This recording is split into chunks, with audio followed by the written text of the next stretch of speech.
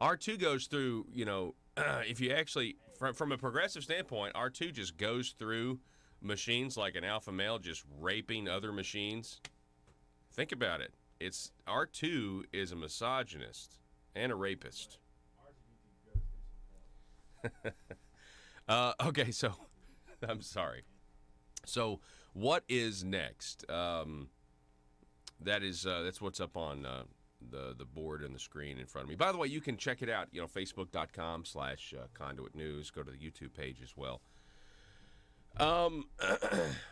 Well, in light of the fact, and I need to cover this later because we're going to cover a bunch of stuff today. In light of the fact that the people of Arkansas are going to be paying $70 million more in taxes this year because of the 92nd General Assembly. Now, do you want me to caveat it? Okay, yeah, there were some good things done. Okay, all right, everyone, chill out, calm down. The numbers don't lie. It's a mathematical equation. They don't lie. It is what it is. If you guys had not met, we'd be paying $70 million less this year. I mean, that's what it is. That's why I asked the question. I asked it over and over again. You guys heard it. You guys essentially, for what it's worth, with all of the legislators that we interviewed and the impression of the session, for what it's worth, you guys heard the same interview, essentially, for 30 times. I think we talked to 30 people. 30 people, you guys heard basically the exact same thing every day, which was, when it's all said and done, are we going to be paying more? Or are we going to be paying less? Or are we going to be paying the same? And you heard their answers. And for the most part, people said yes. Others said maybe. Others said I didn't know. But for the most part, it was obvious. Said, yeah, we're going to be paying more. Now, the exact numbers, you can go to conduitnews.com to get them. But the first fiscal year is $70 million. So, in light of that, what's next? What's next? And I've said this before. I have said this for a long time now. It seems like I say this every couple of years because this is something that we've been doing for a while. But what's next? What can be done to prevent getting more of what we've already gotten, which is an increase in government, right? What can be done? What's next? I would just say, obviously, again, I've said this before, it comes down to the vote. It comes down to what you want to do with your vote. And you know what? It also is more than that. It also comes down to the choices you have. And sometimes, we could have better choices.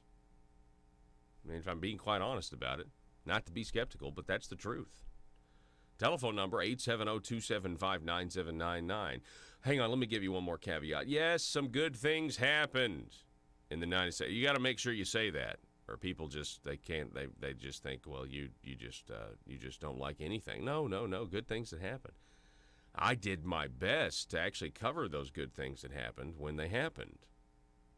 But the end result from the standpoint of economic freedom, which means small, limited government that leaves people alone in a free market to do what they want to do, to have freedom, from that standpoint, government has gotten larger and the people's pocketbooks gotten smaller.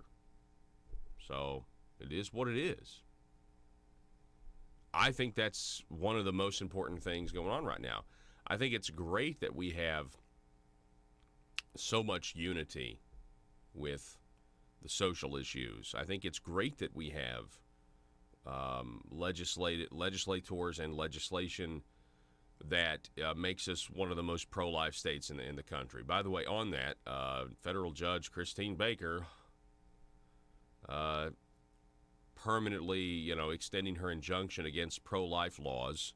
We'll have that story for you coming up at 7:05 this morning. By the way, at the bottom of this hour, we're going to introduce you to a Texas border county sheriff.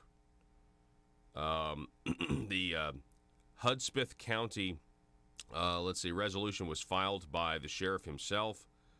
I've got this. It's Sheriff Arvin West.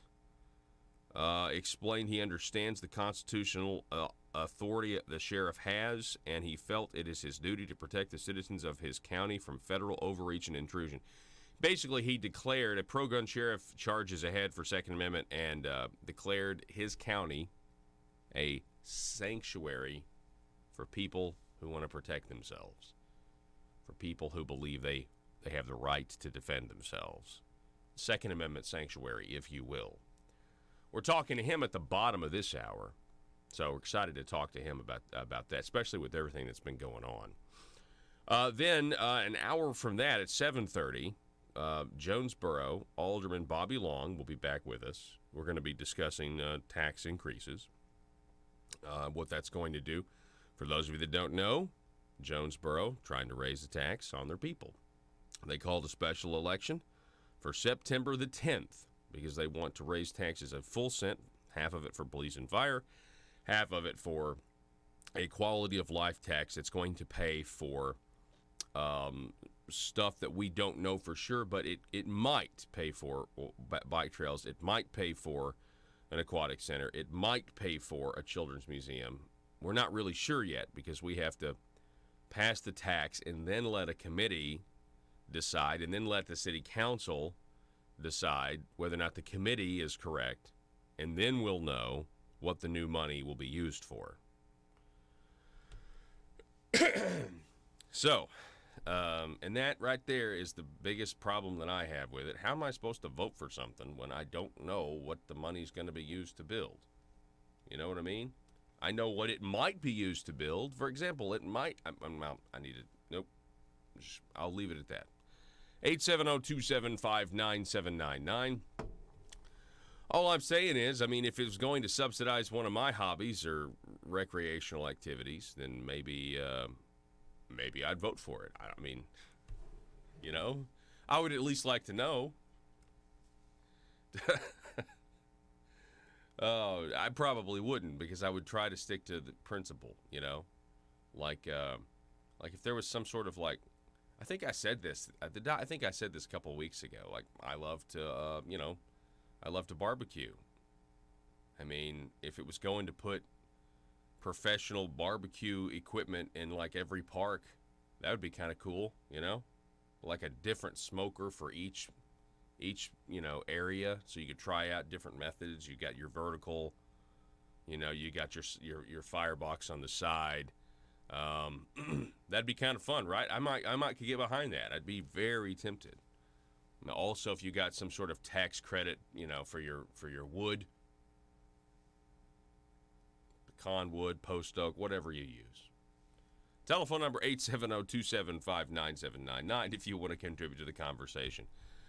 Okay, so let's start here. Joe. Go to the first slide of the day, if you will. What is it? Because of our computer. Oh yeah. This is incredible to me. I can't believe this. All right, the Daily Wire. Well, you can probably believe it, but so you had the mass shootings.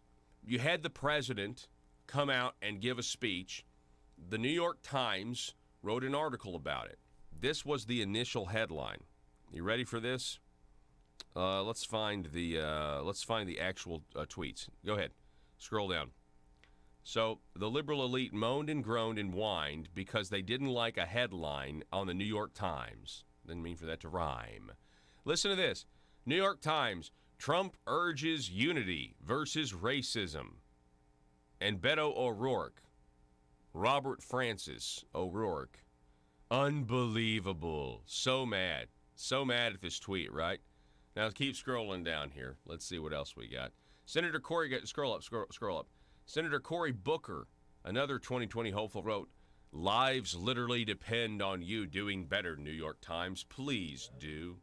Lives literally depend on that headline. They don't like it because Trump urged unity. They can't even handle the New York Times reporting that Trump is urging unity because they so personally, just because they don't believe him. They're like, well, he's just doing that because, he has to. People died and he's a racist.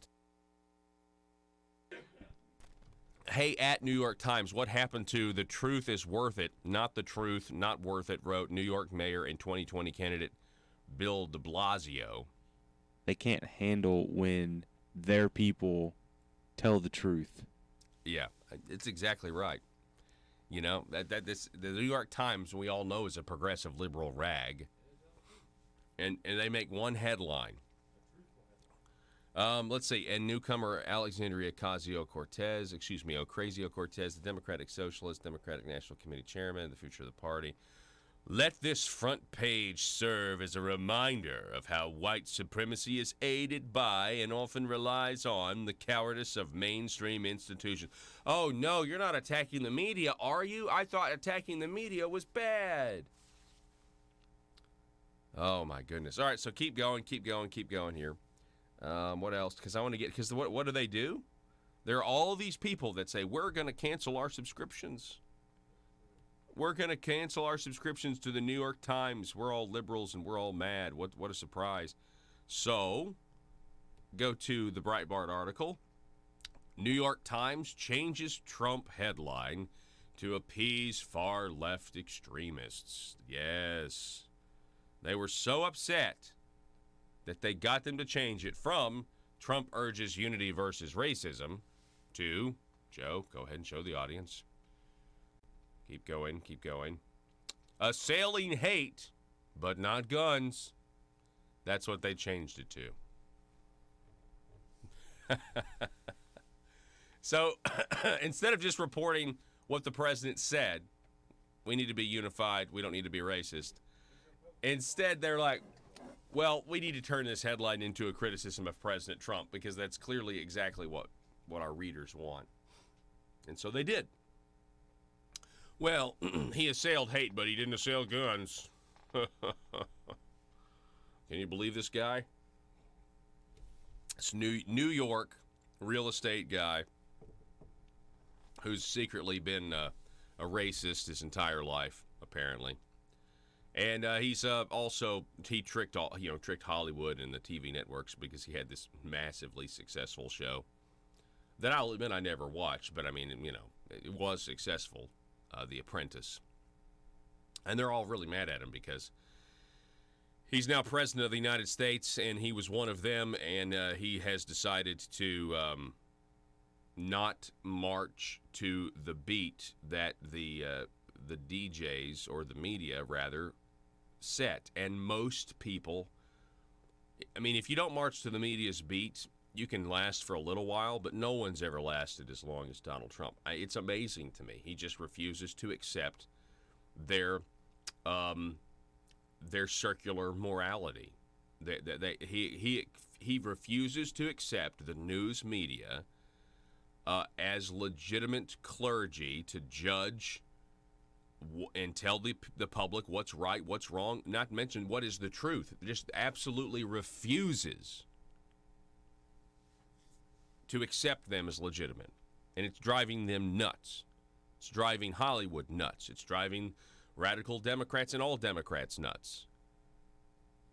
If you take a step back, though, and you look at how many people are of the establishment are freaked out by what the president is doing, that alone is reason to support what's been going on. Anyway, at least that's the way I see the world. But it's just, maybe it's because I've been, covering politics for so long. All right, we're going to take a break here. It's Conduit News. We're going to be back in just a moment. Speaking of truth, when we come back, let's talk about truth. Let's talk about satire, and let's talk about Snopes. Yeah, you got that right. The fact-checking site, Snopes. Don't go anywhere. So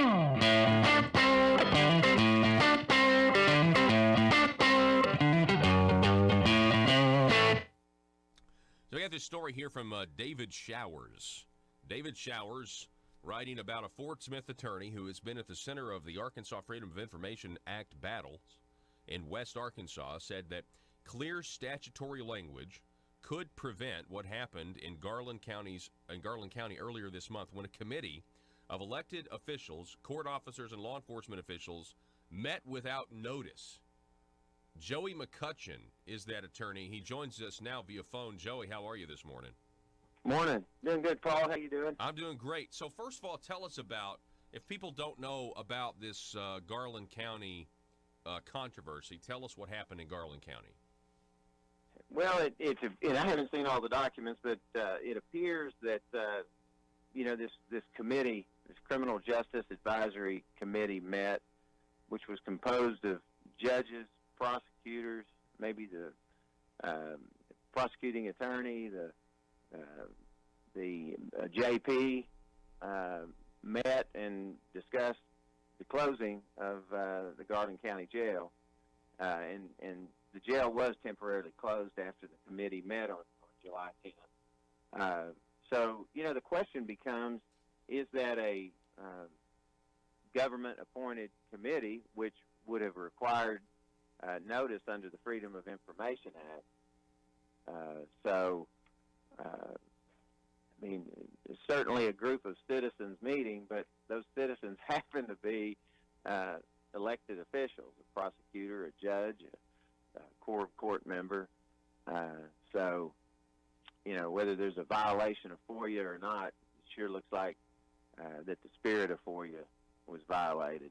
Those are to me, those are discussions that should be held in the light of day with the media's eyes on them and any citizens that want to be there. Well, yeah, and there's also a new state law, I believe, that's going into effect that requires all public meetings to be captured or recorded in some way as well. That's right. That's exactly right.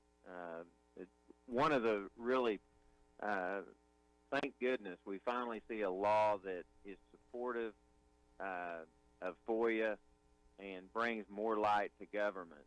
A law that requires either audio or video taping of public meetings. Long overdue. So, here is the Gazette piece where you're asking the question: under what authority are these people meeting? And so, I think that's, and Joey, this stuff like this is happening kind of all across the state. And while this was an in-person meeting, I like that you are such a champion of the FOI law that you think these email chains need to be FOI-able, or that they're conducting public meetings via email, making decisions, and then they go and they have their meeting in public, and it's all theater. It's all got a predetermined outcome. They know who's going to say what, but they've already decided in email. I think that's happening.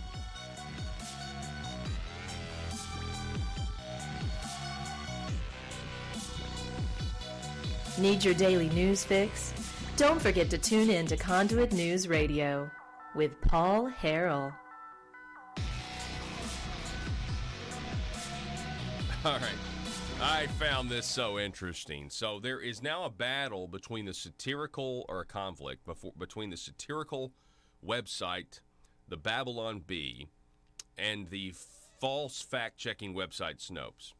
Well, I'll say this. Snopes is clearly, they are clearly a liberal, they have a liberal agenda, and it's very, very obvious. And the fact that they know that Babylon Bee is satirical, but that they want to fact-check their articles anyway because the jokes might mislead people.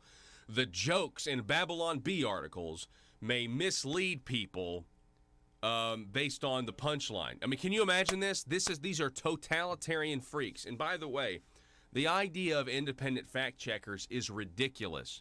This used to be what the media was there to do. I'm talking about the objective media that it really wasn't really objective. But you understand, Snopes is just another news publication. That's all they are. And we know that news can get it right sometime, and we can get it wrong sometime. We know that news comes from an opinionated thing. You know what I mean? Like, what makes Snopes, what makes them God, right? What makes them God? To actually be able to be like, we are the arbiters of what's right and wrong. Again, this idea of the clergy of our secular society are people who will tell us, no, this is the truth, right? Donald Trump said this about black unemployment, and he's wrong. Bernie Sanders said the exact same thing, and Snopes said that he was correct. This happens all the time at Snopes. Anyway, here is Babylon Bee. Let's see here. Babylon Bee CEO, Snopes is dishonest and it seems malicious. The owner of the Christian satirical website, The Babylon Bee, has come out swinging against Snopes, saying in an interview with Breitbart News that the fact-checking site is misleading people to get people to believe we're misleading people.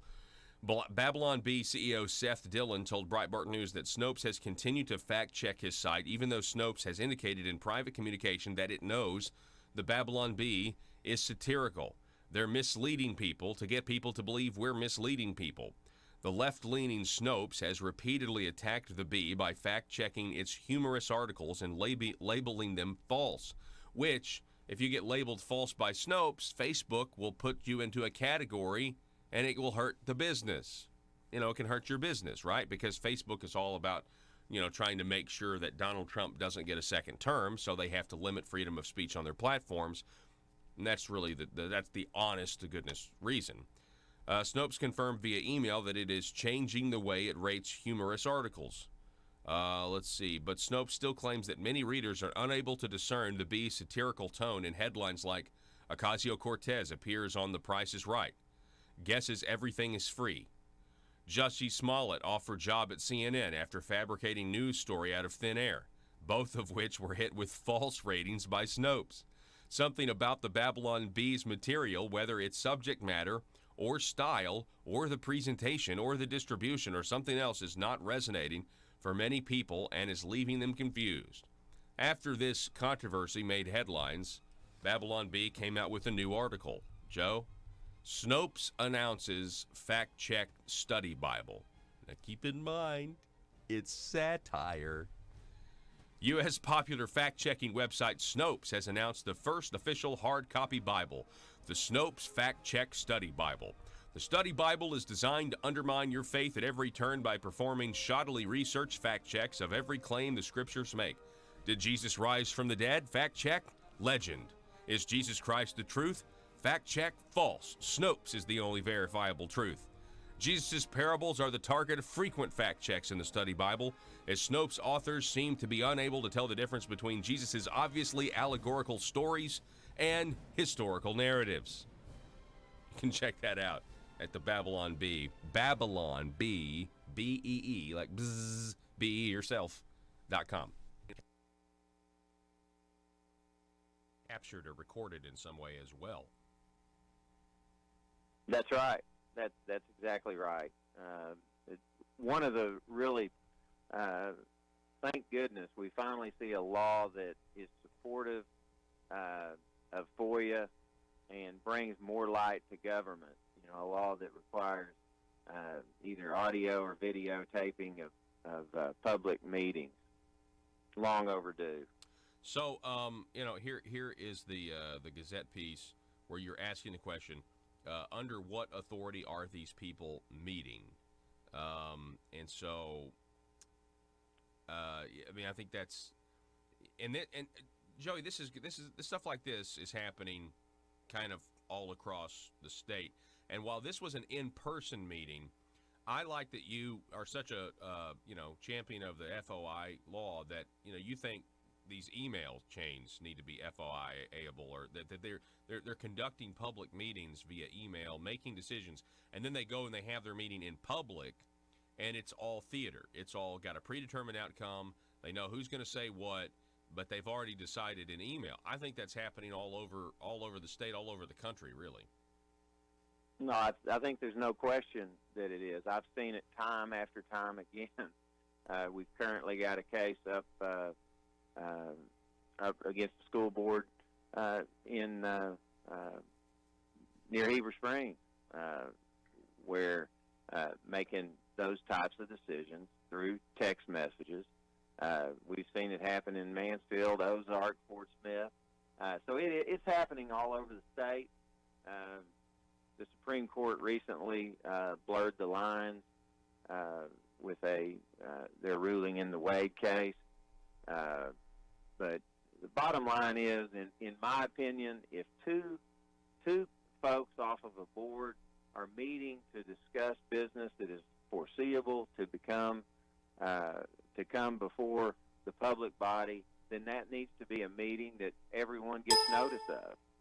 And because otherwise, as you said, we see the final result.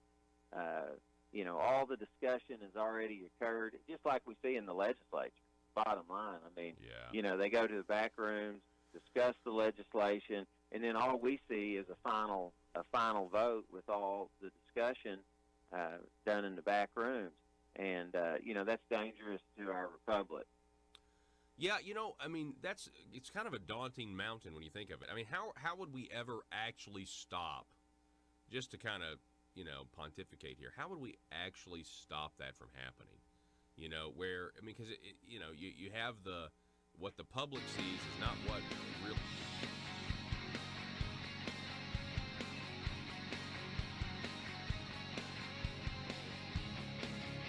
The intersection of conservative ideas and reality. Conduit News Radio with Paul Harrell.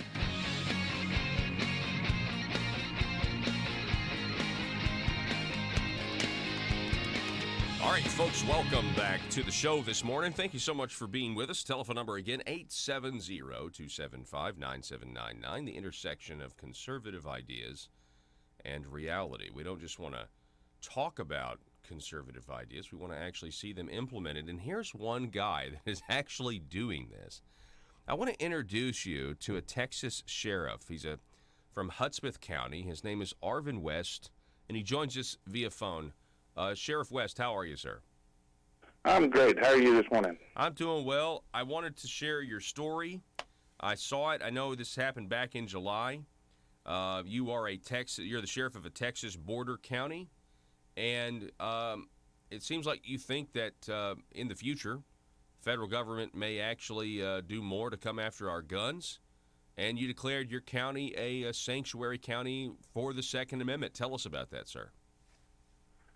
It's pretty simple. I've been in business my entire adult life, in the small business, and I've seen our government just chip away and chip away and chip away with regulations, with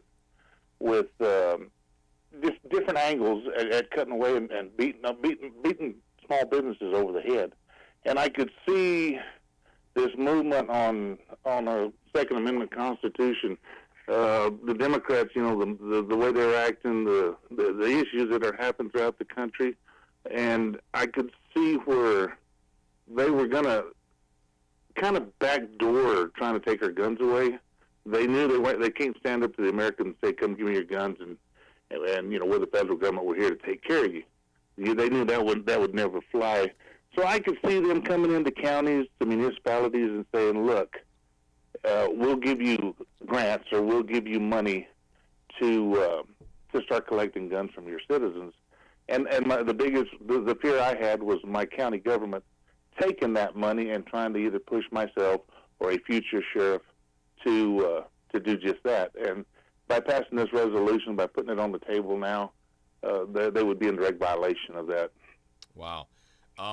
Yeah, I did not want to accept any federal money that had strings attached. And again, this is from a Gun Owners of America article I'm reading. Go ahead. I don't take any federal grants like that. Don't get me wrong, we're a poor county. We're right at 5,000 square miles, and I've got right at 5,000 people here in the whole county. But and our tax base is real low. But I will not take federal funds that have strings attached to it. There's like the Stone Garden. I'm the only sheriff on the border that will not accept a Stone Garden grant that we get to the federal government via the Border Patrol. I won't take any of that money because I'm not going to sit here. And first of all, I'm elected by the citizens of the county of Hudspeth, not the federal government, and I'm not going to sit there and be dictated on how to treat my people by the federal government. That's exactly right. Now, I want you to, what you're doing is what I've talked about sheriffs and really any local government doing for a very long time, and it can be tough because that money is being, thrown out there like a carrot. Tell us about the actual constitutional authority that a sheriff has. Well, it's the oath. The first thing, our oath is to protect and preserve life, and to protect the citizens of your county, and that's and to enforce the Constitution of the United States. I mean, when we raise our right hand and put our hand on the Bible, that's what we're told. That's what we swear that we're going to do. So then it's pretty straightforward at that point. But I mean, Right. but a sheriff is the highest. I want to remind everybody, the sheriff is the highest authority in that county, right? I mean, in that governing body, you have a lot of power, and I don't think a lot of sheriffs across the country, across the state of Arkansas, for example, where we're broadcasting, actually understand the authority they have. Now, in Texas, well, actually across the country, I think it is, but I know in Texas, I am the chief law enforcement officer of this county. Right. And what does that mean? That mean when it comes to federal overreach and them attempting, let's say that they attempt to, feds want to conduct some operation, right? I mean, they're supposed to clear that with you. Well, on a routine basis, they don't. I mean, they don't need to clear that stuff. But if they come into my backyard and going to do something, yeah, they better damn sure let me know, or we're going to have a big problem. And we've had that in the past, where I've had like ATF come in and just there's some bad guys that had guns and had a stash of a meth house and just all kinds of illegal activity. And it's not that I don't want to enforce the law. If these guys are doing anything that's criminal, absolutely. The damn criminals damn sure don't need any guns. But, just a heads up, hey, Sheriff, we're looking at these people. They could have guns. They could be growing meth. They could be doing stuff like that. And we'll assist. I mean, if they want us to. If they don't need us to assist, I got other things we could be doing besides, playing with federal agencies. But the fact of the matter is no, you're not just going to come in here and attempt to take guns away from my citizens. It's going to be after the fight. First and utmost, they're going to have to go through me. Second, they're going to have to go through my citizens. Yeah. And they're going to play hell doing that. So we're talking with Sheriff Arvin West. He's the sheriff of Hudspeth County, that's in Texas, and it is, I'm assuming, one county to the east of the county where El Paso is. Is that correct? That's correct. That's where we had that shooting this weekend at the Walmart. What's the feeling around that area down there in that part of Texas, sir? Well, let me tell you, the reaction that I'm seeing, that I'm hearing out here is, there was 3,000 shoppers, approximately, different reports, but there was anywhere from 1,500 to 3,000 shoppers in Walmart. And a lot of questions I'm getting. Of course, you got to understand, my county is rural compared to El Paso's, but the questions I'm hearing is, out of all those shoppers, nobody had a damn gun. They could have taken a shot back, and that's kind of the sentiments. I mean, they're somber here. Everybody feels for the victims and the families, but on the same token, why wasn't anybody armed in there? Why didn't anybody take this idiot out? Mm-hmm. I can imagine that. Matter of fact, there's a Daily Caller article with one of the survivors, and he wasn't armed, but his mom, who he was shopping with, normally was armed. But for some reason that day, she decided they were just going to Walmart. We're just going to Walmart. I'll leave my snub-nosed 38 here. And that look that they had with each other when the shooting started, and they both knew, because they both knew she didn't bring her gun. That should be a reminder to everybody out there. I'm guilty of it, Sheriff. I'm guilty of it. I carry my gun, and sometimes I just don't. And that's, you never know. I mean, when you need it, you need it. Well, and I'm the world's worst about carrying guns. I very seldom have a gun strapped on my hip. I've got one close by usually, but I very seldom walk around with a gun on my hip. But on the same token, that's my choice. I don't want it taken away from anybody else. Like I said, I've got one handy. I get to it in a case like that, going into Walmart where there's a lot of people. I probably would have been carrying a gun. Anytime I meet with the federal government or leave my county, I usually pack a gun. But and it's just that in a case like that, it's just saddening. It's just sickening. Yeah. Can I ask you about the reaction nationally to this? Obviously, also the shooter in Ohio, but now it seems like we have people coalescing on what's called a red flag law, and a lot of them are Republicans. What are your thoughts on a red flag law, sir? Well, I mean, how much more? When was the last time you went and bought a gun? I mean, how much more stringent do you need to get to go in there and purchase a gun? It's, I bought one for my nephew who's 11 years old a couple of weeks ago, and it took me about an hour and a half to clear everything. And I have a concealed license, but it just, there's a lot of red tape involved that the federal government issued out in buying a gun. Some of it's good, some of it is kind of ridiculous. They want to know, when was the last time you had your last tooth pulled and stuff like that. But this red flag warning, it's you're not going to keep. I don't give a damn how many laws you pass in Washington or Texas or Arkansas or Louisiana or wherever you're at. I don't care how many damn laws you pass, you're still not going to preempt the criminal from getting guns. I mean, or the psychos from getting guns. It's going to happen, and there's really no fix to prevent it from somebody being stupid. But you've got to be able to protect yourself. Now that we can do, we're able to protect ourselves as long as we can still. You're exactly right. And my frustration, I've had now like 48 hours to really, since they started suggesting red flag laws. My frustration, I've really come down to this. They are proposing gun confiscation. And I know there are people out there that I could say, if I was emperor, I don't think this guy needs to have a gun. He's weird, Being weird is not necessarily a crime, right? But I just know that if they put this law in the books, it's going to be abused by liberals. It's going to be abused by judges that don't like the Second Amendment. I mean, we know there are people out there that want to do away with the Second Amendment altogether. And I just cannot believe that the legitimate reaction to this is to put laws in place that will allow the government to confiscate your weapons without proving that you've actually committed a crime. That is amazing to me. Oh, it's a farce, and it won't happen in my county, and I can't speak for any other counties in the state of Texas or anywhere in the country. But they're not going to come down here and do that. I mean, it's not. If they do, it's going to be after the fight. Mm-hmm. What do you think? We're running out of time here, Sheriff. We're talking with Sheriff Arvin West. He's the Hudspeth County Sheriff in Texas, a border county. But actually, before I get to my last question, how are border crossings down there? What's going on down there? What do you need? What do you think needs to happen?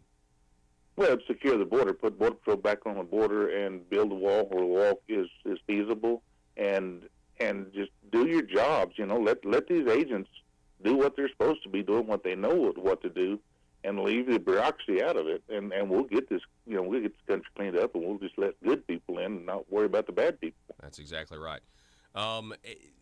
What do you think? Well, if you could say one thing, I mean, we've got sheriffs who are listening to this program right now.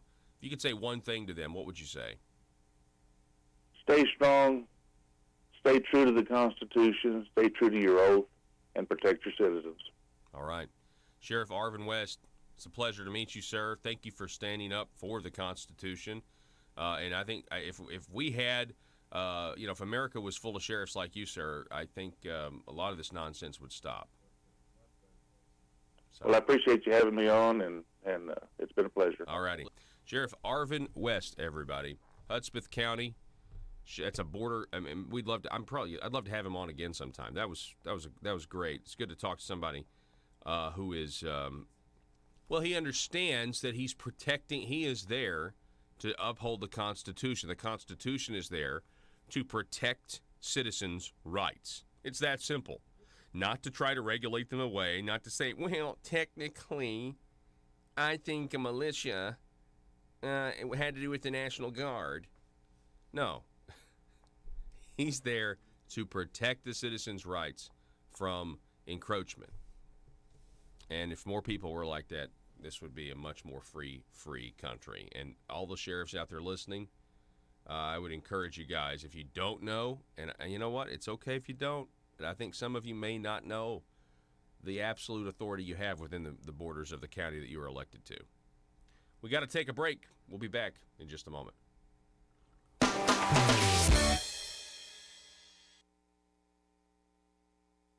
But the bottom line is, in my opinion, if two folks off of a board are meeting to discuss business that is foreseeable to come before the public body, then that needs to be a meeting that everyone gets notice of.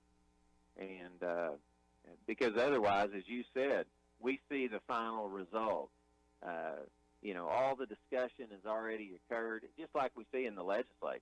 Bottom line, I mean, they go to the back rooms, discuss the legislation, and then all we see is a final vote with all the discussion done in the back rooms. And that's dangerous to our republic. Yeah, I mean, it's kind of a daunting mountain when you think of it. I mean, how would we ever actually stop, just to kind of, pontificate here, how would we actually stop that from happening? Because, you have what the public sees is not what really going on. I mean, at some point, and, disagree with me if you want, Joey, but I mean, at some point, they got to have the ability to talk with each other, obviously, outside of, let's say the General Assembly, or outside of this committee. I mean, can we really expect them not to talk about, this bill or that bill or this idea or that idea outside of the public's view? I mean, should they be wearing body cams the way police officers wear body cams? Well, yes, we can absolutely expect them not to discuss public business. They leave if they want to discuss the weather or the hogs or something else, that's fine. But if two or more of a school board or a city councilor are discussing public business and making conclusions, then yes, we should be able to expect them not to do that until they're in an open meeting. In an open meeting, they can discuss it as much as they want to. It's this idea of efficiency versus transparency. And transparency, open government should win out every time. Otherwise, all decisions are going to be made in smoke-filled rooms, in closed to the public, and we can't allow that to occur. Yeah. As a matter of fact, hang on a second. There's that C.S. Lewis quote from Screwtape Letters about the greatest evils are not done in those sordid dens that Dickens loved to paint. There it is. I mean, the greatest evil is not done in those sordid dens of evil that Dickens loved to paint, but it is conceived and ordered. It is conceived and ordered, moved, seconded, carried, and minuted in clear, carpeted, warmed, well-lighted offices by quiet men with white collars and cut fingernails and smooth-shaven cheeks who do not need to raise their voices. That's a pretty...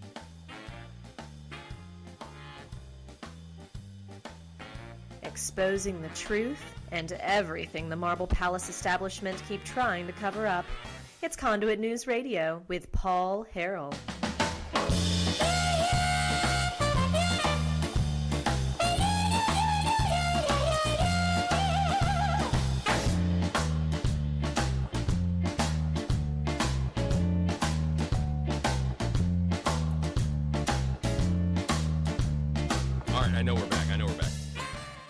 All right, check this out. This is from 5 News Online, from the AP. Senator Jake Files, convicted felon, is seeking to be released from prison.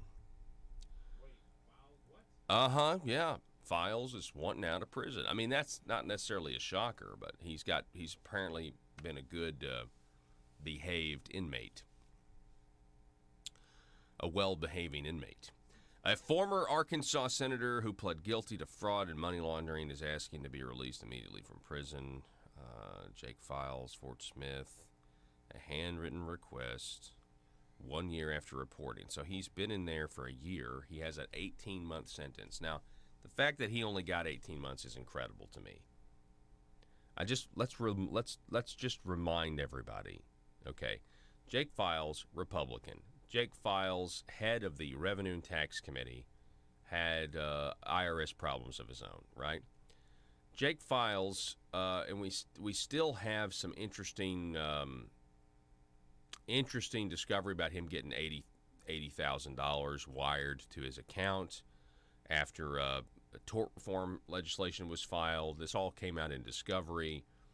But when it comes to general improvement funds, now again, he pled guilty to fraud and money laundering, but I think it's much worse. I mean, if you actually think about the steps that he took to secure the GIF money, I mean, if you remember what actually happened, Senator Jake Files had one of his employees go and essentially submit a bid to build, to build something with general improvement money. Okay, I'm remembering this off the top of my head, but just bear with me, right?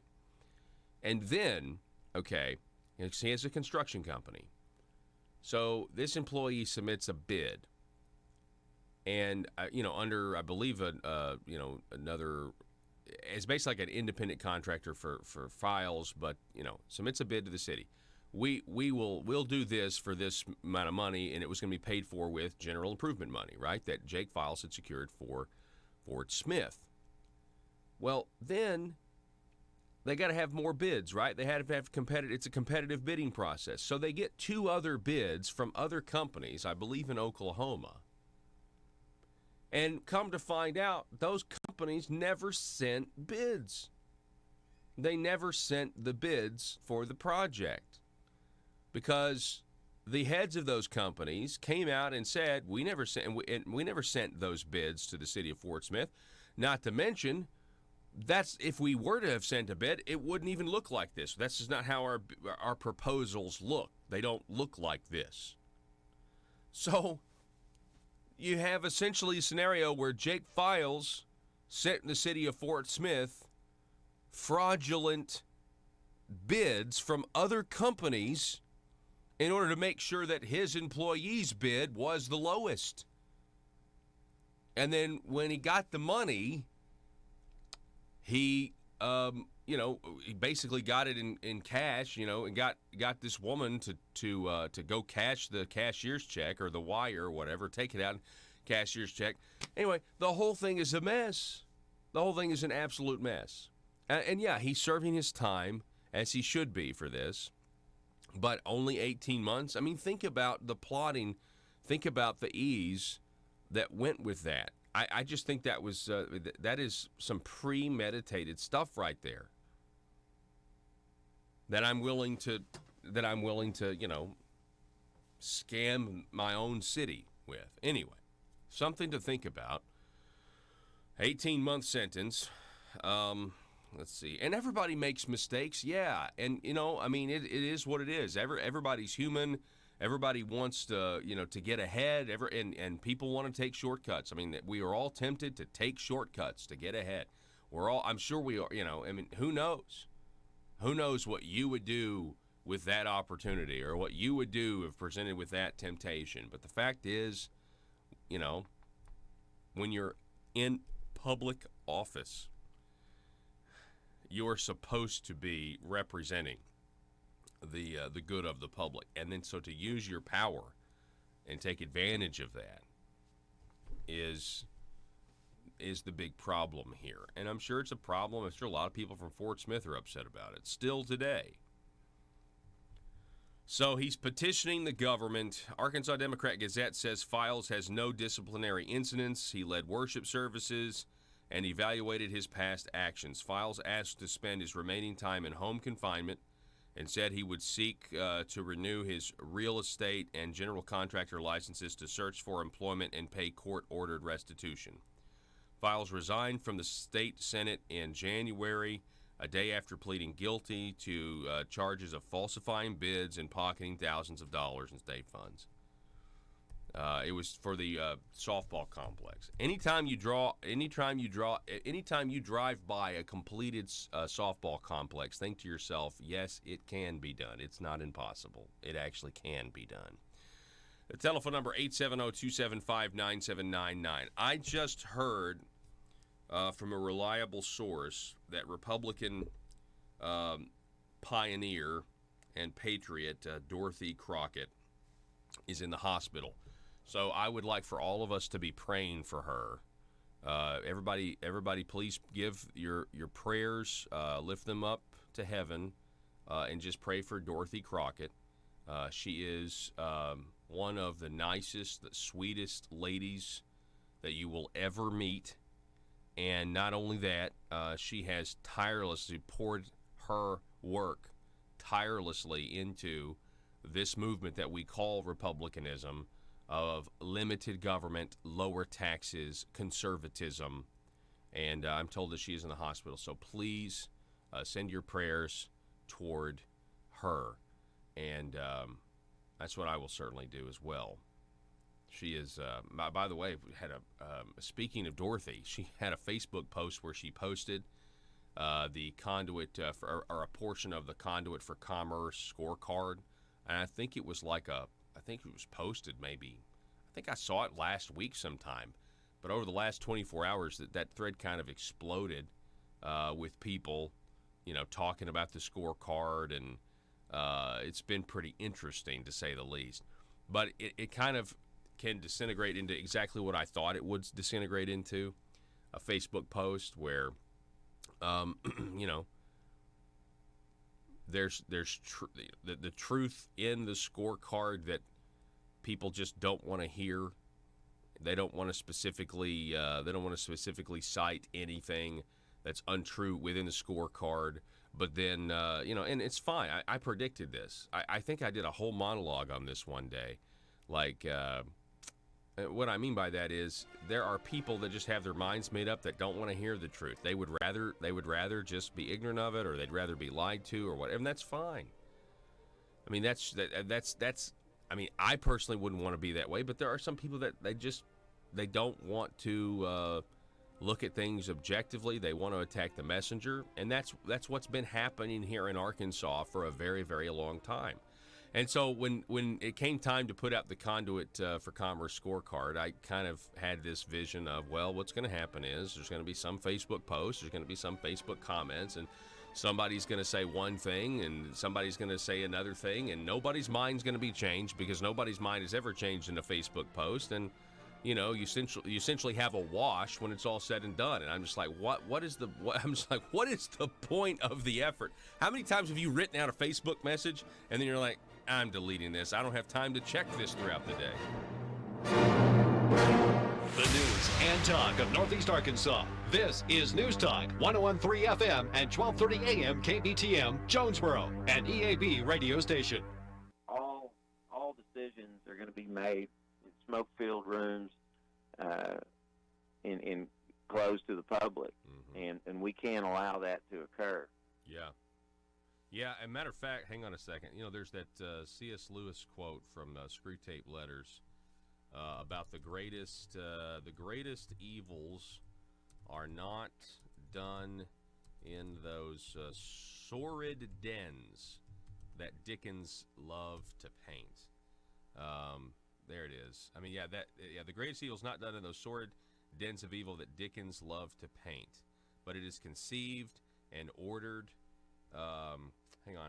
It is conceived and ordered, moved, seconded, carried, and minuted in clear, carpeted, warmed, well-lighted offices by quiet men with white collars and cut fingernails and smooth-shaven cheeks who do not need to raise their voices. That's a pretty interesting quote, isn't it? Yeah, it's very, very interesting. As Justice Hart said in her dissent in this recent opinion, she said that today's majority opinion denies the electorate in Fort Smith insight into the performance of its elected officials and allows those public officials to make their decisions in secret. Secrecy is the poison to democracy. Wow. And that's what she based her dissent. And it's absolutely true. Secrecy is the poison to democracy. It's interesting. Conduct rewarded, conduct repeated. And if we allow two school board members or two city council members or two quorum court members to discuss the public business that is likely to become before that public body secretly, whether it's on email, text message, or in a conversation in the back room of McDonald's, that's poison to democracy. We Yes. want to see those discussions in public. Yeah, so I mean, it really is a question of ethics. It's a question of honor. It really, I don't think we really talked about this enough. I mean, the devil's advocate position would say, well, Joey, do you not want that? We're friends. Me and school board member, we're friends, and you just don't want us to talk about our day? You talking about two school board members? Yeah, two school board members. We're friends, and we want to be friends. And, of course, we're going to Well, talk about they this can stuff. be, like I said, they can be friends. They can have discussions about things friends talk about, but not public business that's going to come before the public body. Mm-hmm.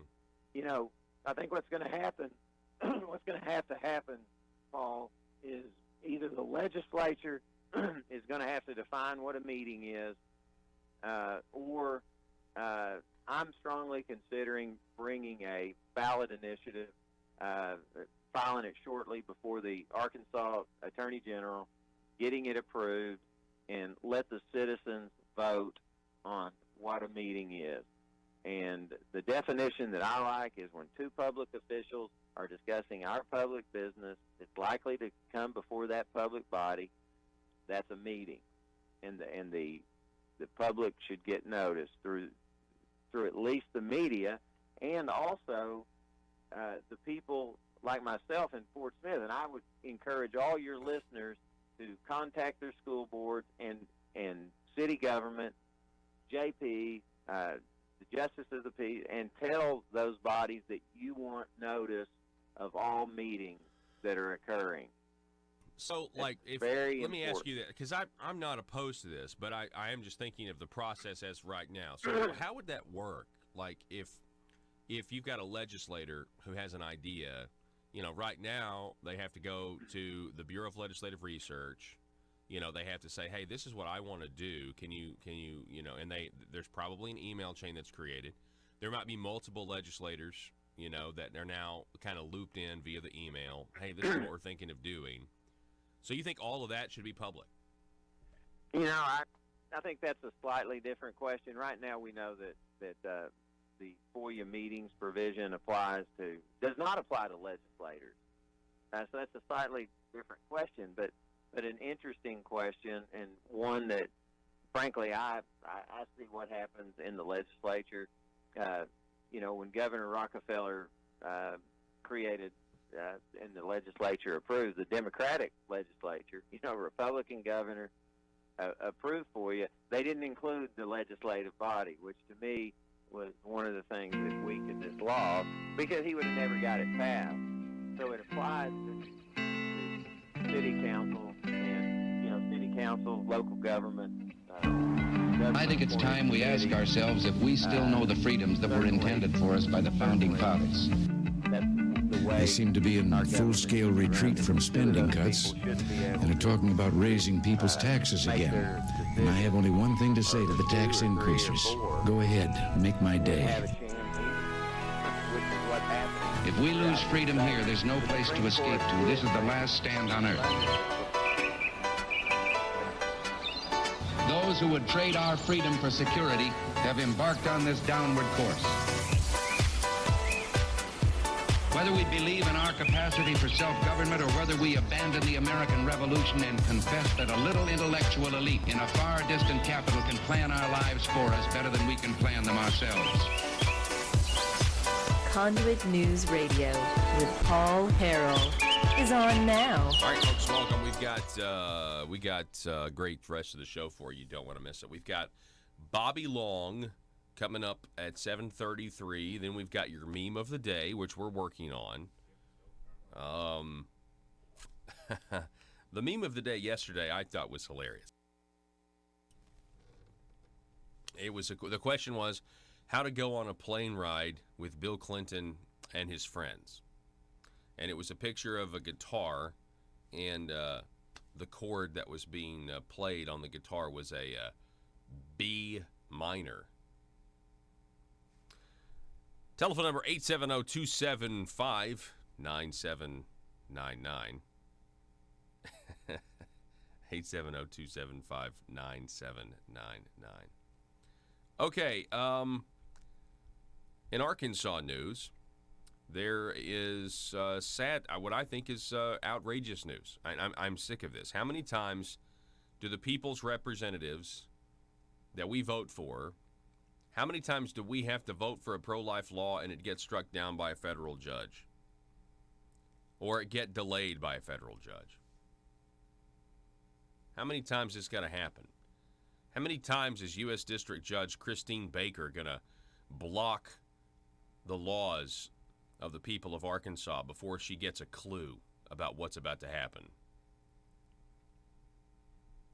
How many times? A ban on the enforcement of 3 new state laws that restrict abortion, including one that was expected to shut down the sole clinic providing surgical abortions in Arkansas, was extended indefinitely. And Christine Baker, she always waits to the last minute, by the way. Maybe that's something all judges do. I mean, it kind of feels like that they do if I just think about the headlines that I read. It was set to expire. The temporary order was set to expire 11:45 Tuesday, and quote, here's what these pro-abortion people think. Quote, "We're very pleased that women can continue to exercise their choice to have an abortion free from yet more interference from politicians." Interference, isn't that weird? Interference. Yeah.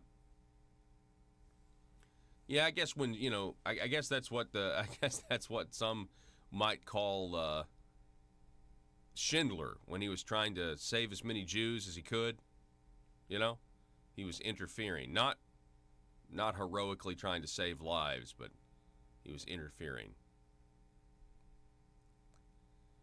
That, according to Bettina Brownstein of Little Rock, an attorney for 2 abortion clinics that sued over the laws. Man, I wonder what she thinks. Any attorneys out there? Bettina Brownstein of Little Rock. She's representing abortion clinics. Within 4 minutes of the filing of Baker's ruling, Attorney General Leslie Rutledge notified the court that it will appeal the injunction. What laws are we talking about? All right, well, there's Act 493 of 2019. And that puts a ban on abortions at 18 weeks.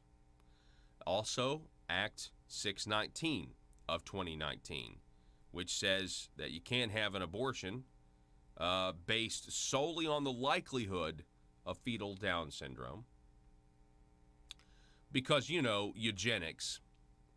And Act 700 of 2019, which requires all abortion providers in Arkansas to be board certified or board eligible gynecologists or obstetricians. Pretty straightforward, but again, federal judge has once again blocked the people of Arkansas's laws that our representatives pass, because we understand that life needs to be protected, and we understand in this state that what's been going on in this country since 1974 is a genocide. A genocide. Abortion for birth control is genocide. Now, I is pro-life as it comes. I mean, I would even take it further, but we'll just leave it there for now. Within 4 minutes of the filing, okay, we got the laws. I mean, I've struggled with this, but you don't really have... We have plenty of politicians that will try to convince us that this issue or that issue is as important as life and death. And most of the time, we see through, like, okay, all right, quit trying to sensationalize it. It's not that big of a deal. You got some people who can correctly say that the gradual usurpations of their freedoms doesn't really doesn't really affect their lives in the short term. And maybe not even in the long term when you look at the growth of government and from one generation. It's really a generational thing. But when it comes to this issue of abortion and protecting those who are the most vulnerable, and when you think about it as the idea of a survival of the species and what we're doing, we like to think that we're so much smarter than the ancients, the people who were here a long, long time ago in this world, those who were sacrificing babies to gods and things like that, and down in South America, doing human sacrifices on top of ziggurats. We like to think that, we're way beyond that. We're way beyond that sort of barbarism and mysticism. I'm not so sure we are. I mean, I know we're not in terms of the depravity and what we're capable of. We're capable of justifying selling the baby body parts after they're dead. And we're capable of doing it while we're at a nice lunch sipping a glass of Chardonnay, because that's what we have on video. And within abortion is still going on, selling baby body parts, from what I can tell, still going on. This is disgusting. This is the worst symptom that lets you know how sick this nation, this world really is. That this has been allowed to go on. I tell you what's even worse. You know what's even worse? And honestly, we need to ask ourselves this question. How come in Arkansas in the 90s, most of this state, I think, thought abortion was okay? How come there was a significant portion of the people in this state that thought abortion was fine for like the 90s? Why? Why? Somebody tell me why. How? Was it because the media was lying to you? Absolutely.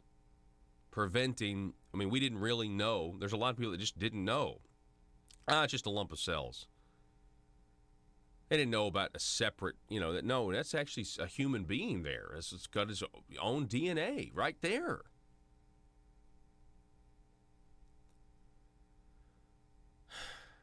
And we've got this federal judge striking down these laws that are about to go into effect that would have closed one abortion clinic when it comes to, essentially, when it comes to performing surgical abortions.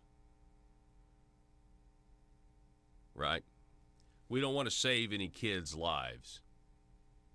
But why this is being challenged, and will probably, head up to the Supreme Court if the Supreme Court will certainly be asked to take this on. We don't want to save any children's lives in the meantime. We've got to let the murder of these children, for convenience, continue while we debate this in well air-conditioned rooms. Currently, surgical abortions are provided through 21.6 weeks of pregnancy. We're trying to say 18 weeks here in Arkansas, because we know that a child can feel pain around 20 weeks. So, the radical left in this country that now wants to be able to kill babies after they're born and wants to be able to kill babies up to 9 months, like right before the day they're born. They think you should be able to kill the baby. There's a lot of people that their views on abortion have kind of fluctuated here and there over the years. And I used to think you could find common ground with the left. I really did. I used to think that you could find common ground with the left and be like, okay, we're just trying to save lives here. We're just trying to save lives. Let's just agree that if the baby, let's see if we can get the left to agree that if the baby can feel pain, we don't want to torture the baby to death, right? So let's say that you need to decide before 18 weeks, or you need to decide before 20 weeks. The left says, no. Don't tell me what to do with my body. I've got this. I'm going to make this decision. I was like, what? You won't even agree to that? And now we know why.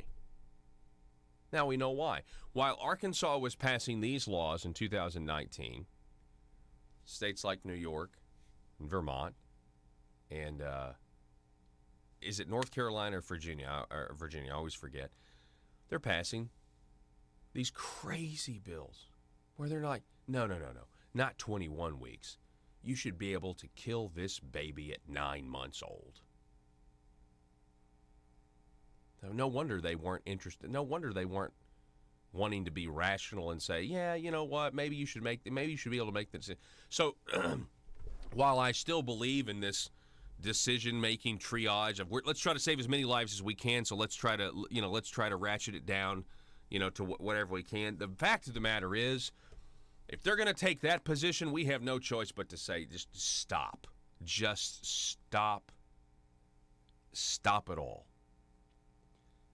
Number one, I think that's the right position to take, because if life doesn't begin at conception, however it happened, if life doesn't begin at conception, and if you don't have life, you can't have liberty, you can't pursue happiness if you're dead, then everything else is just men, fallible, human, barbaric men drawing arbitrary lines in the sand about when something has value. And the sick thing is the people on the left think these babies are more valuable dead to sell to labs than they are alive in the arms of their mother. Margaret Sanger was a eugenicist. She was a racist.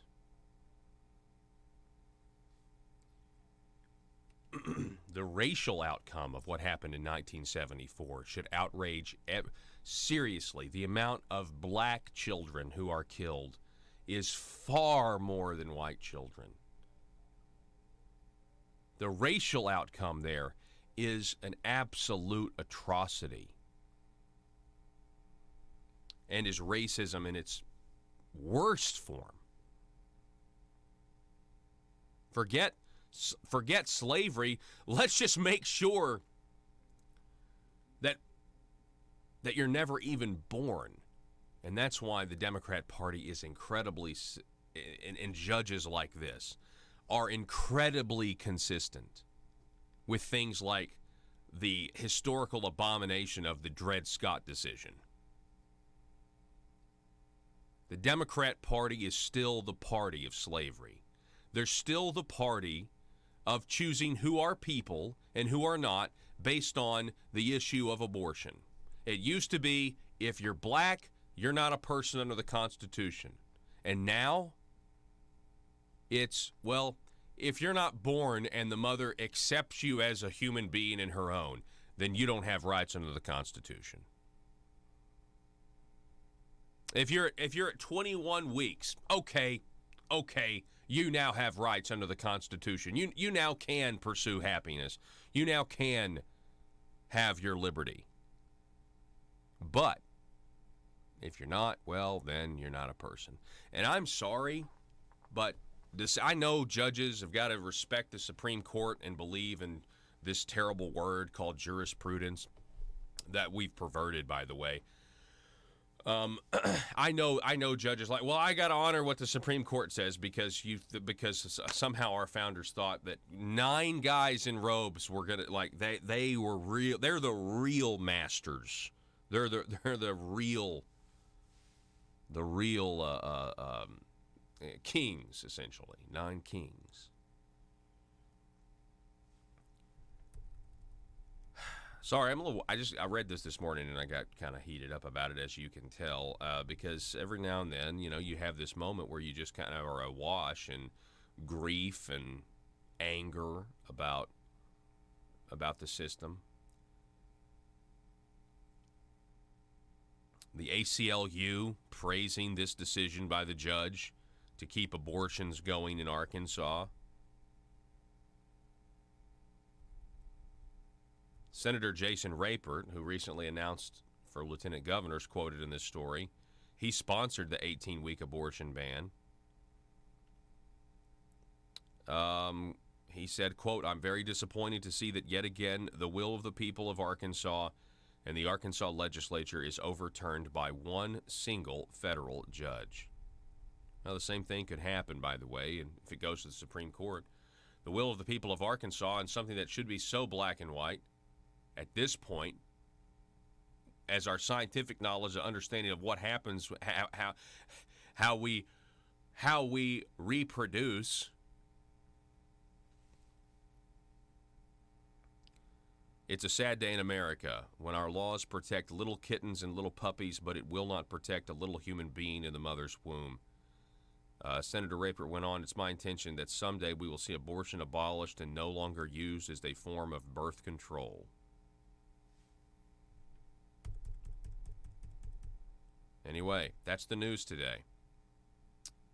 In the Arkansas Democrat Gazette, Linda Satter reporting block to remain indefinitely on 3 state abortion laws. These were anti-abortion laws.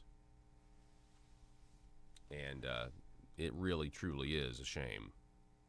And that's an understatement. Let me know what you think. 870-275-9799. We'll be back in just a moment.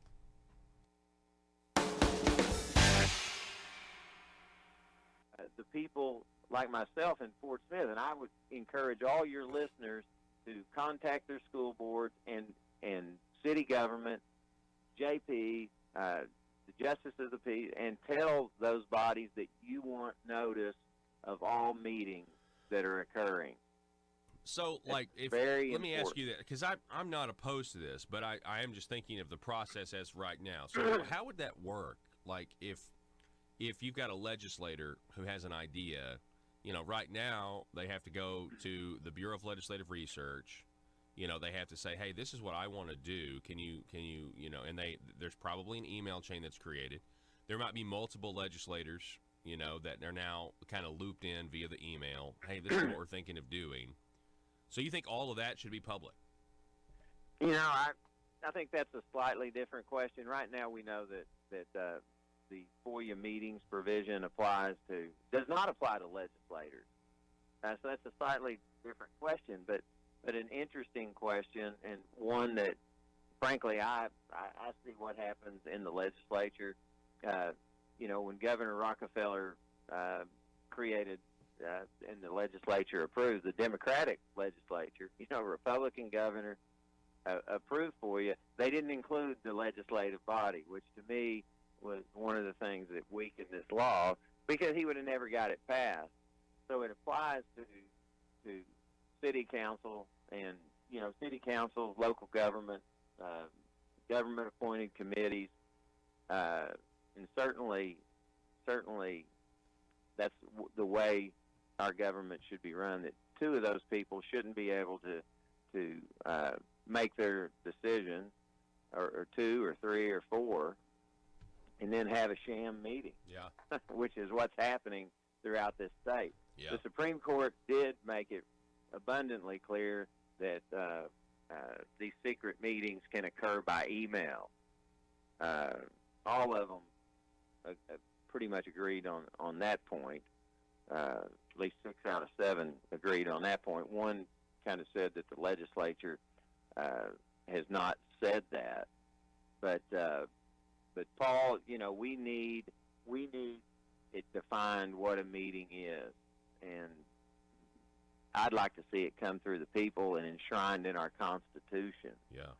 We see all these ballot initiatives and all this stuff they're trying to put in our Constitution, but to me, it would be an important provision to put in our Constitution that public officials, in essence, must do their business publicly. Yeah.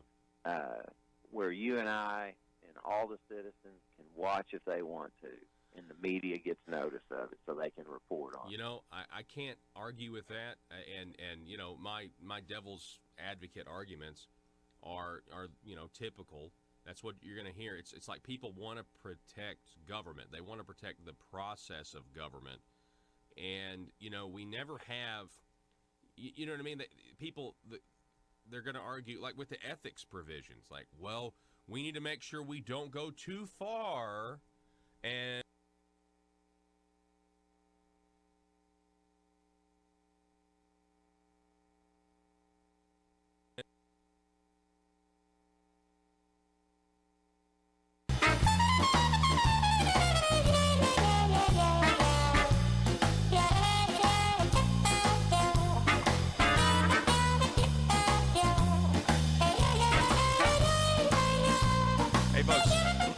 welcome back. Check this out. We've got this article.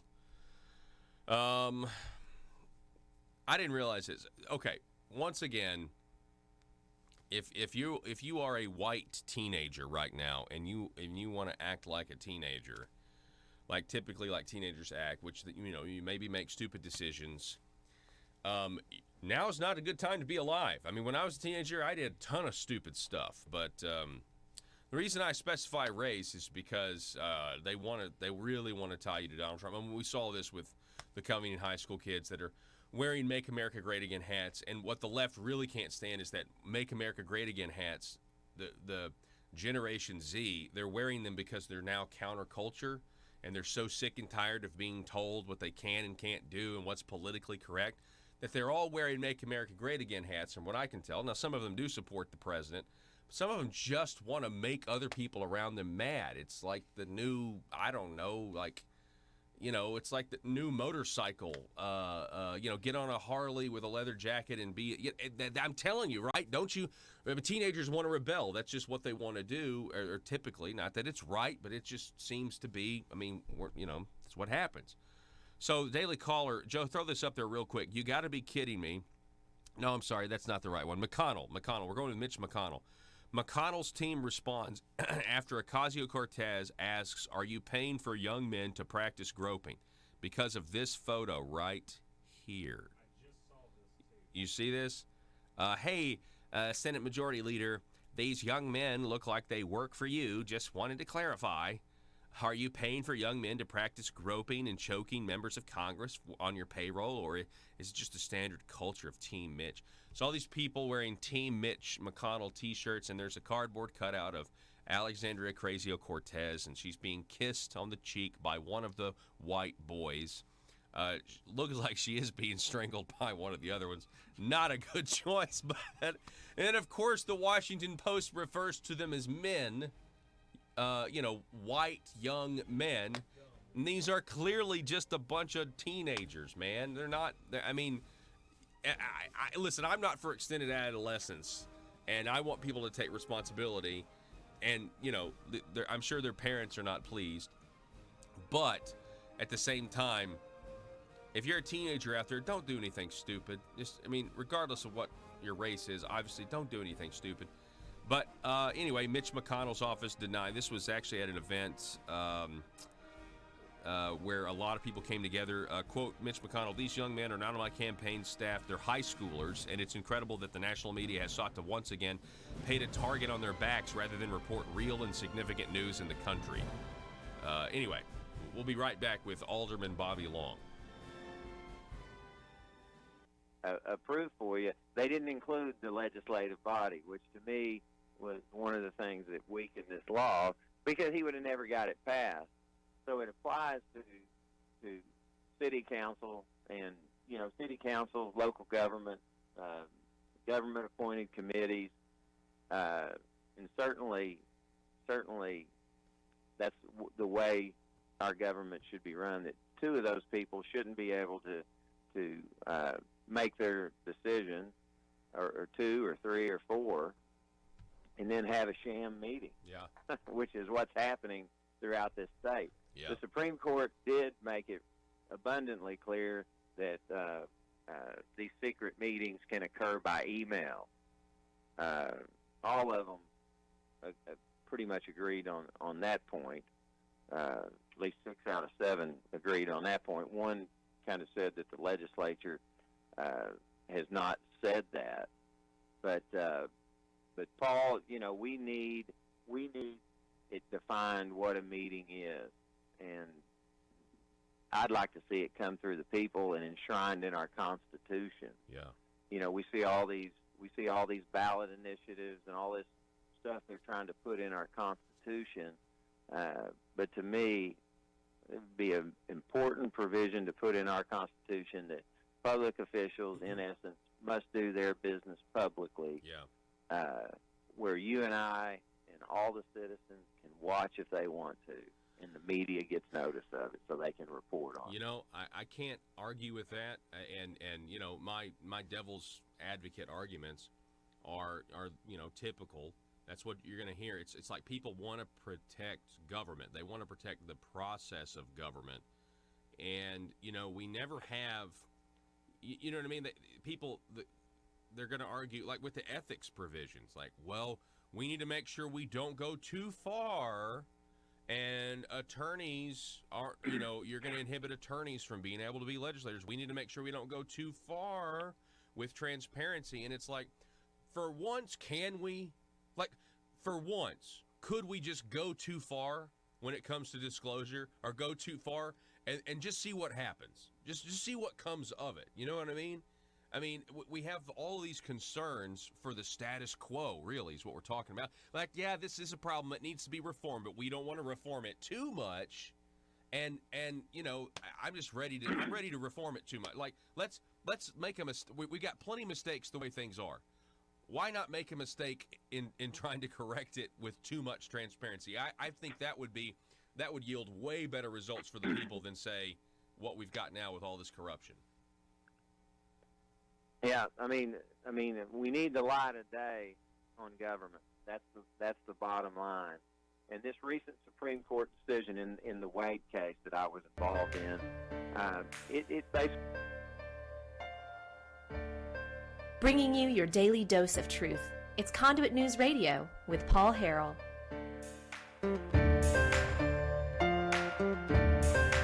All right, folks, hey, welcome back to the program. We've been talking about this for the last couple of weeks. And this is happening, again, all over the state, where you have your local governments that are trying to raise taxes on the people. And if you combine that with what's going on at the state level, it can, it's getting onerous, it's getting burdensome and frustrating.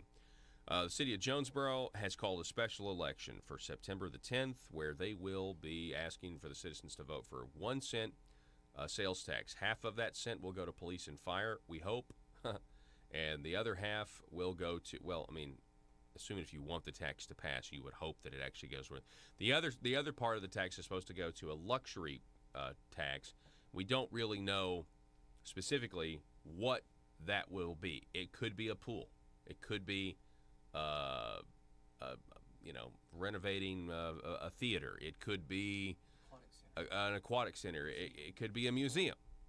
Here now to talk more about this is Alderman, City Councilman Bobby Long. Bobby, how are you? Hey, Paul, doing good.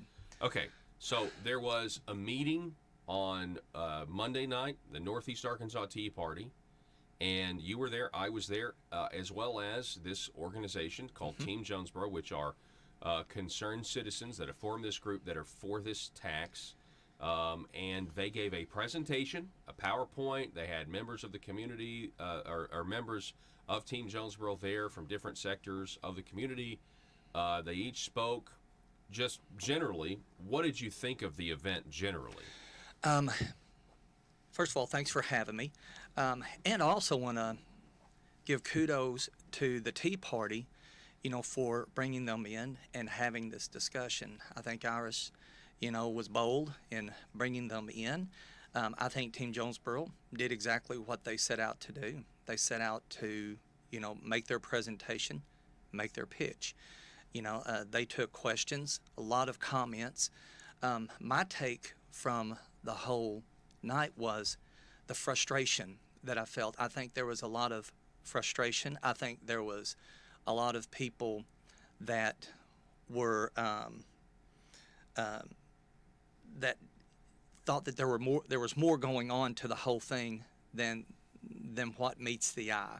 And I think you could tell that by some of the comments, and some of the questions, that were raised. Yeah. So, do you think some of those? I came away thinking, okay, I do think that, this does appear to be definitely sincere. They believe this is the best idea for it, and I'm really grateful for that aspect of yes. it, right? I'm no longer questioning motives. Now we can just debate the policy, if you will. Yes, and I've said that from the beginning. Even from the first time that I presented at the Finance Committee, before this thing ever went to City Council, it had to go through the Finance Committee. There were 6 people on the Finance Committee, and I made my presentation to them as to why, this had some questions. I had a lot of questions to ask. I also, at one point, I said, if we're going to do this, then let's split the tax. You know, one ordinance for fire and police, the other for amenities. Let people be able to vote for one, both, none, you know, or whatever. And I asked 2 times for a motion that this be sent back and split up. You know, not only was I said no, but I was ignored. Yeah. So even at the first meeting, I said that a lot of these people from Team Jonesboro are my friends. A lot of them I've known for quite some time and have the greatest respect for. And I hope that after this, we'll still be friends. But it doesn't mean we always have to be on the same side of the fence. Yeah. You know, and on this particular issue, I'm on the opposite side of the fence. It doesn't mean that I hold any of them in any less regard, and I hope they don't hold me, you know, in any less regard. But we just happen to be on the same side of the fence, and how to actually grow a community, you know, instead of build it. I think that if, from what I hear from all over the place, is that if this was just the fire and police, I could probably get behind it. But it's the other things that they see as problematic because they understand the deficit budget. It looks like Team Jonesboro's approach to getting a hold of the spending issue, you know, that we've got with pulling money out of reserves, is to build a lot of things that the city has to pay for. Yeah. And then the people will come and we will get it in the back door by economic development, increased sales tax and things like that. But if you see that never works. It's essentially, I mean, if you really think, if you boil down their logic, it's essentially a stimulus. It is. Plan. It's a big stimulus plan. That's the you know, it's a Keynesian idea if you boil it down to it. Now there's also the safety aspect and everything else. I thought it was interesting that there was, you know, I feel like some transparency in that, hey, we need this tax because you know, of a crime problem, as well as maybe a real estate problem. Real estate problem in this case would have been defined as, you know, there's too many low rent properties that are springing up. I thought, I mean, what was your response to that? Or what do you think about that? Because that didn't seem to go over well with some people. Well, I think their concept was, what's happening is we're trying to make Jonesboro more expensive in order to keep people that we don't like out. You know, however, I've always been a proponent, that for 3 years on the city council, one of the main things that I ran on was that I will protect the value of your single family home. And I still do that, even to this day. You know, I've been a strong opponent of multifamily housing being built, you know, in the proximity of or in the middle of single family residence. You know, and I'll continue to do that. It's not that I'm against single family or against multifamily housing. It's just, you know, when you buy a home, that's one of your single largest investments that you make in your entire life, and you want your neighborhood to be consistent with the same way that when you bought it. And when you start, you know, putting different types in there, then it changes the whole dynamic of where you live and what you bought for the next 40, 50, 60 years. Correct. It's clearly an issue. I mean, there's no question that they have, you know, that they have that. But that it's an issue. Right. But to think that the idea of bringing in aquatic centers, water park, let me take that back. Governmental run entities. Yeah. I'm okay with a private industry coming in here, buying our land, employing our people, paying our taxes, and running something for profit. I think that is great. You know, however, when the government gets involved in some of those things that I feel that private industry should be taking a hold of, you know, then that's where I sort of get sideways, you know, with these ideas. So in the presentation, Team Jonesboro did talk about, the city has been pulling into reserves, you know, to pay for what we've got going on now. Like we're not balancing the budget, I guess, if you will. And so, to your point, you know, they want more money from the people, but then they're gonna build new things with it. And so that was, you know, that was like kind of the very first thing. I'm glad they're acknowledging that that's happening. But on the other hand, I will say I think Team Jonesboro legitimately what I got out of it was that they are frustrated with some of the decisions that have been made by the government about how they have spent money in the past. Now, and I would agree with them, but I'm not really sure that rewarding the government for their bad decisions with more of our money is the answer. That's... Yeah. They seem to think that the Integrity Council is somehow going to drive all this. But at the end of the day, like I said, at the meeting, that when we vote for this, the minute that we vote yes, or those ordinances for the special election, which I think is a waste of money, I don't think that there's an emergency involved. I think I would have rather seen them go out and stand on the street corner and talk with people eyeball to eyeball, and say, this is what we want. Will you vote to put this on a special election, instead of going the route that they did? Well, so to your point, I have criticized this effort a lot because of the special election, and I think special elections I think there's an ethical problem with them, especially when they're done so that I know they're going to say what they did say in the meeting was, well, this makes sure that our issue is talked about more. But the bottom line is, you can say that. But a study done from 81 to 2018, voter turnout's going to be, under 20%. Under 20% versus in a general where it's going to be around 46%. Right. And, you're going to get a more accurate opinion of what the people who actually have to pay the tax believe. And that's the bottom line. Now, they did their homework, and they had a retort for that criticism of special election. Team Jonesboro did. They came back and they said in the meeting, well, you guys did a special election to undo what the city council did when they passed the international property maintenance code. But there's a difference there, isn't there? What's the difference? There is a difference.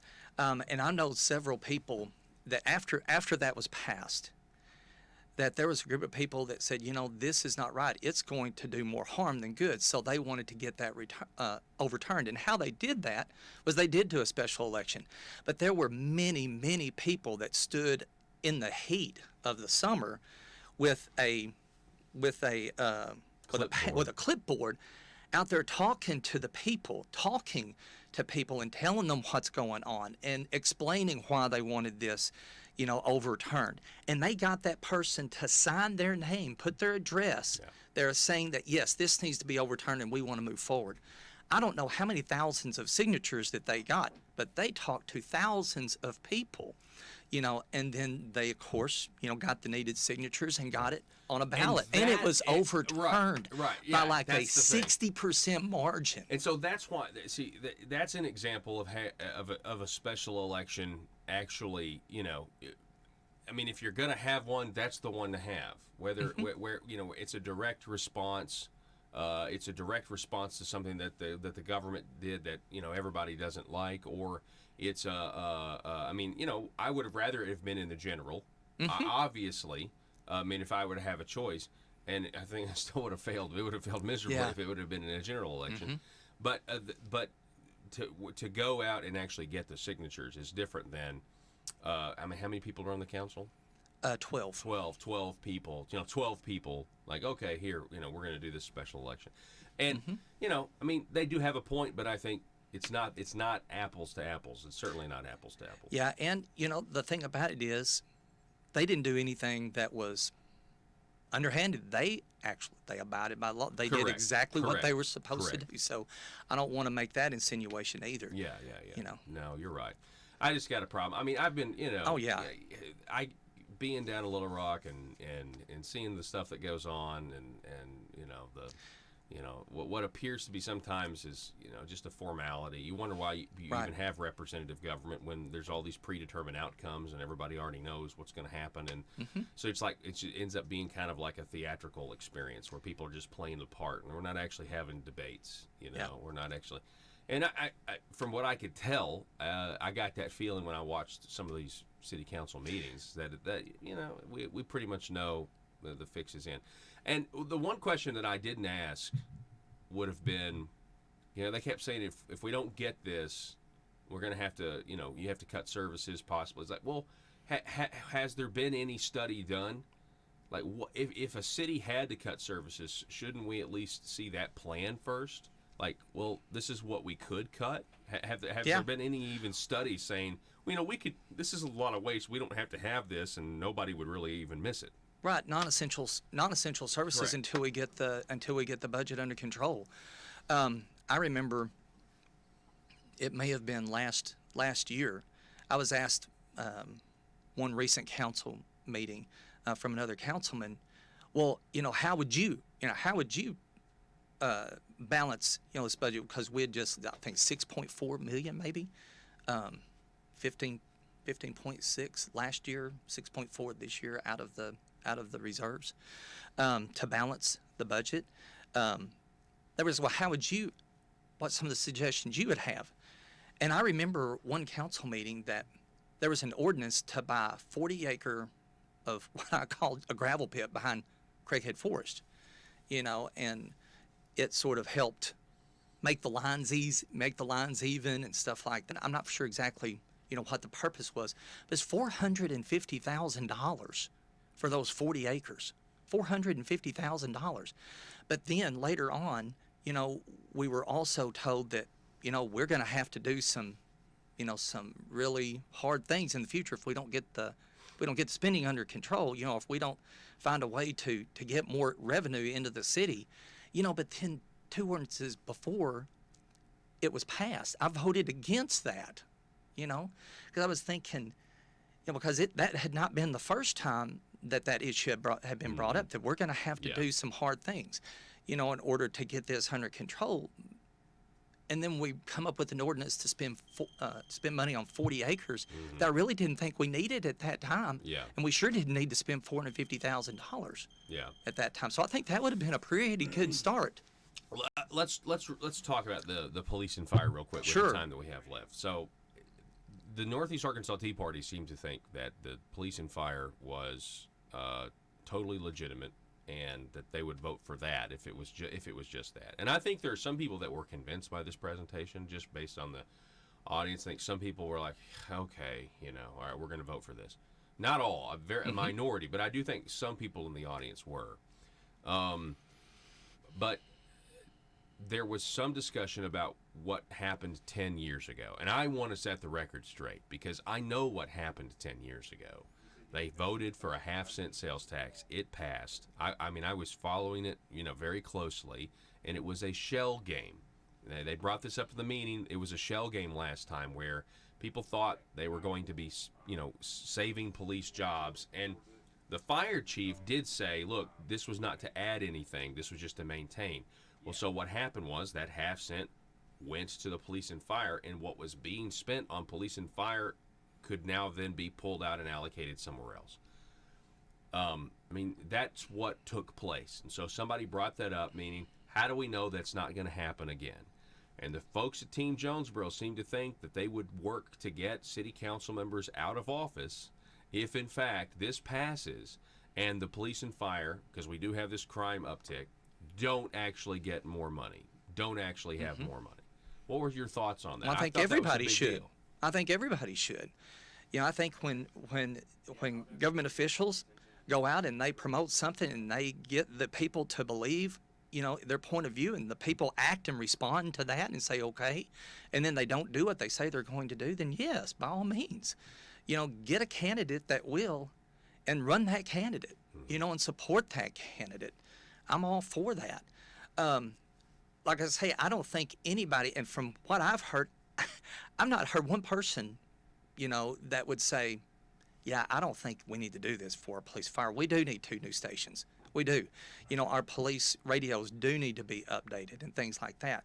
One of the questions, though, would be, how have we've known this is coming. It's not sneaking up on us. That's the thing. We've known this is we've coming. known it's coming, so it's not. So what's been done, or where are we spending our money on? I mean, that's what's so frustrating, is where are we spending our money? These are sales taxes. The more people that do business, the more money you get. We have record sales tax revenue, and yet they're going to the people and they're saying, we got to have more money. Come on, we got to have more. Yeah. Good grief. They mentioned Paragould. They mentioned Paragould at 9%. We're at 8.5%.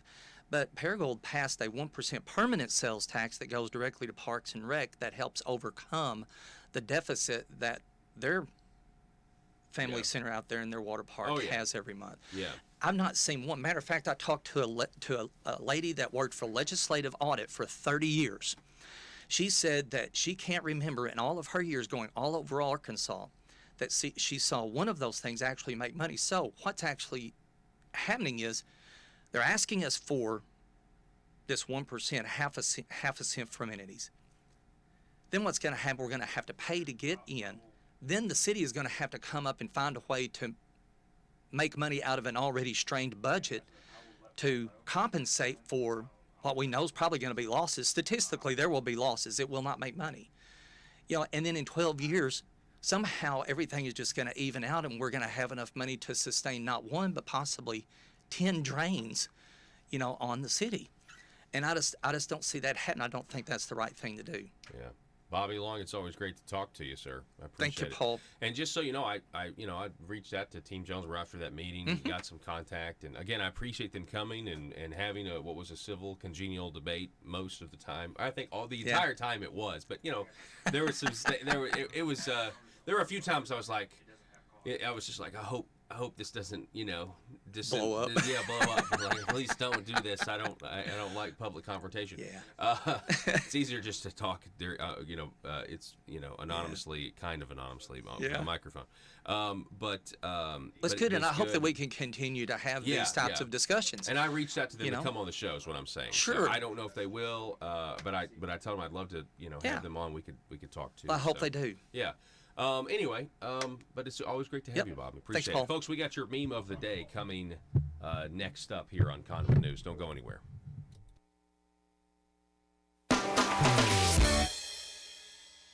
Hi, folks. Yeah. Where you and I and all the citizens can watch if they want to, and the media gets notice of it so they can report on it. I can't argue with that, and my devil's advocate arguments are typical. That's what you're going to hear. It's like people want to protect government. They want to protect the process of government, and we never have. You know what I mean? They're going to argue like with the ethics provisions, like, well, we need to make sure we don't go too far. And attorneys are, you're going to inhibit attorneys from being able to be legislators. We need to make sure we don't go too far with transparency. And it's like, for once, could we just go too far when it comes to disclosure, or go too far and just see what happens? Just see what comes of it. You know what I mean? I mean, we have all of these concerns for the status quo, really, is what we're talking about. Like, yeah, this is a problem that needs to be reformed, but we don't want to reform it too much. And I'm just ready to reform it too much. Like, let's make a mistake. We got plenty of mistakes the way things are. Why not make a mistake in trying to correct it with too much transparency? I think that would yield way better results for the people than, say, what we've got now with all this corruption. Yeah, I mean, we need the light of day on government. That's the bottom line. And this recent Supreme Court decision in the Wade case that I was involved in, it basically said that they have 7 board members on an email chain. 3 of them engage in discussion of public business, getting rid of the Civil Service Commission, make decisions. So if they and the Supreme Court said that was okay. What if 7 of them show up at McDonald's, 3 of them discuss shutting down the Civil Service Commission, make a decision? Is that not a public meeting? I mean, that makes no sense. There is no way that the Supreme Court or anybody else is going to say, if 7 Fort Smith City Council members show up at the McDonald's one morning, they agree to show up at the McDonald's, 3 of them discuss shutting down the Civil Service Commission, and then they have a public meeting later. Do you think somebody's not going to scratch their heads and say that that's a public meeting, that the media should have received notice? That's a good point. I think yes, everyone would agree with that. Fort Smith attorney Joey McCutcheon. Joey, thank you for your efforts. We really appreciate it. We're going to keep after them, Paul. All right. Thank you. Yes, sir. Look for a ballot initiative or legislative action. I'm excited about that. What constitutes a meeting? All righty. Sounds good. All right. All right. Thanks, Joey. Thank you, Paul. Folks.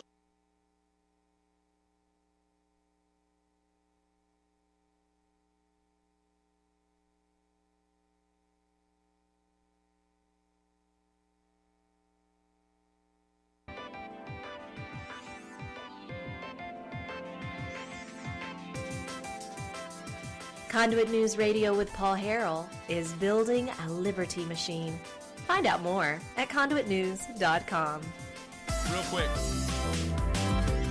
Governor Asa Hutchinson obviously has been open to red flag laws in the past, and now a lot of people are open to red flag laws. But leave it to the governor to take it a step further. He also wants hate crime legislation here in Arkansas because Arkansas doesn't have a hate crime law. You know, hate crimes that take your frame of mind in mind when sentencing you. You know, like a frame of mind that in and of itself is not criminal. Like, right, you can hate someone and that's in your mind. But if you are hating someone, if it's determined that you were hating someone and you committed a crime, then your sentence is harsher than if you had just committed the crime. It is the most arbitrary ridiculousness, and it leads to just really, really bad government. I mean, think about it. Think about it. You should have the expressive function of stigmatizing particular kinds of conduct, right? Hate crime laws treat certain actions as reprehensible because the people committing them had odious, although not illegal, frames of mind. We'll talk more about this tomorrow. This was in the Gazette that the Arkansas governor tells, I think, a room full of law enforcement officers, hey, he's all for red flag laws, which we already knew, which, again, the answer to these mass shootings is not putting laws in place that allow you to potentially confiscate someone's guns when they haven't committed a crime. How is that the solution? How is that the solution? Here's your meme of the day. 4_touchdowns, courtesy of 4_touchdowns at Instagram. A picture of Forrest Gump. And just like that, people stopped talking about Elijah Cummings and the missing $16 billion. Oh, man. All right, we're gonna go to end the show, and we'll be back tomorrow. Thank you so much for listening. Arkansas, be safe.